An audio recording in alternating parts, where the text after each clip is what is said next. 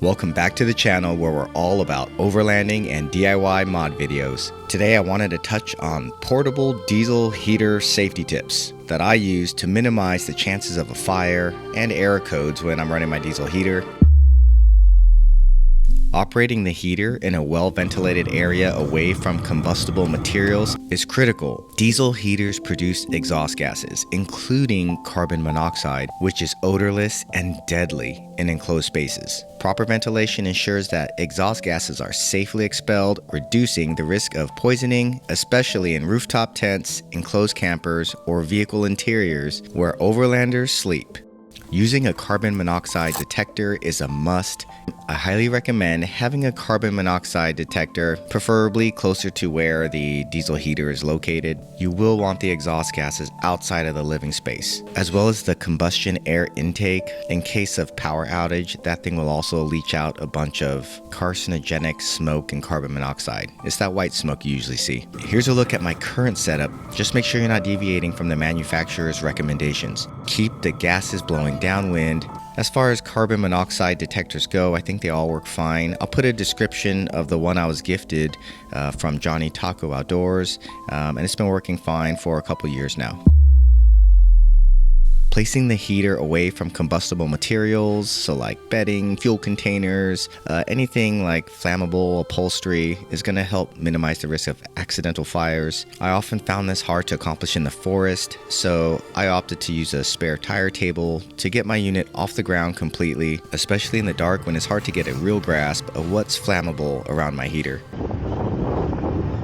If it's windy, there's a good chance that leaves or flammable debris can be blown into contact with your exhaust or even in the intake. So by mounting the heater a little off the ground, obviously higher the better, your heater can burn cleaner air in the wind and debris is less of an issue. When we're off-roading, vibrations can shift components, so just make sure if you're seeing a leak, take it seriously, pop it open, and fix it. I personally keep my fuel level low when my heater's not in use to prevent spillage through the vented cap. It also prevents my heater from being so top heavy while I'm traveling. And what helps me sleep a little better at night, placing my heater on the opposite side of my fuel tank, just in case there is a fire.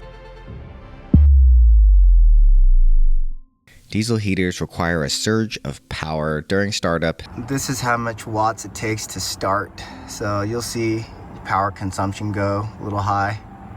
Often drawing 10 amps or more for a short period to heat the glow plug.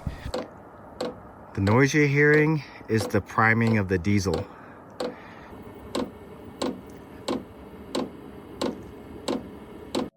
If the wiring is too thin, too long, has poor connections, you get voltage drops. This forces the heater to work harder, draws more current than necessary, potentially overloading the system, draining your battery faster, and potentially damaging components. Make sure that your system does have a fuse. If you're not finding any poorly protected wiring, the inline fuse I use, I think is like 15 or 20 amps, and it connects directly to my cigarette charging port, which I plug into my AC to DC converter. Because a lot of these cigarette lighters just can't keep up the amperage. A lot of them are like 7.5 to 10. And your diesel heater is likely going to need more than that. I'll put a link to the adapter I use below. Also make sure you're using the correct fuel type. Don't overfill the tank, and when you shut down the unit, make sure you're letting it cool down all the way. See, it's off and it's still cycling. So let it do its thing. And it usually takes anywhere from like 3 to 5 minutes. If you want to see a comparison of popular diesel heaters on the market, I'll put a link at the end of the video and in the description. I also want to mention there's a lot of hoses people are using for these diesel heaters that aren't really made for rugged or high temperature use. If you look on Amazon, there's a lot of insulated hoses that, yeah, they'll do a better job.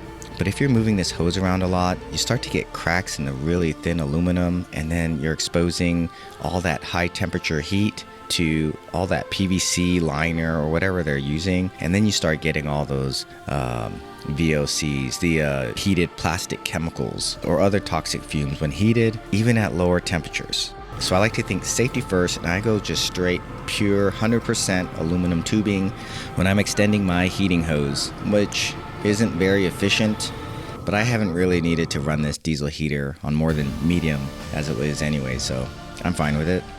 By the way, if you decide to buy one of these insulated hoses that have PVC in it, just remember it releases a toxic chlorine gas when it's heated, while others may emit like formaldehyde or some form of styrene. And unfortunately, carbon monoxide detectors can't detect any of those VOCs. If you're having issues with your diesel heater, I'm going to make a troubleshooting video to help make life easy for you at home. Check it out. These machines are pretty simple and easy to keep working for a long time if you know how to troubleshoot the issues. I'll also link the video on the best budget diesel heater that I've been using, and also some diesel heater maintenance tips so that you can make that dollar go very far. There's also altitude additives and anti-freeze additives that you should look into if you're going to be camping at high elevations or freezing conditions, or both. Everything I wish I knew when I first bought a diesel heater, all here in one channel for you on YouTube. I'm never in the YouTube algorithm, so I'd sure appreciate any help getting there. Liking, sharing, if you decide to leave a comment or subscribe, I would sure love that too. But share this video with someone who has a diesel heater or thinking about getting a diesel heater. I know I'd appreciate it, and I hope the video helps you. Happy camping.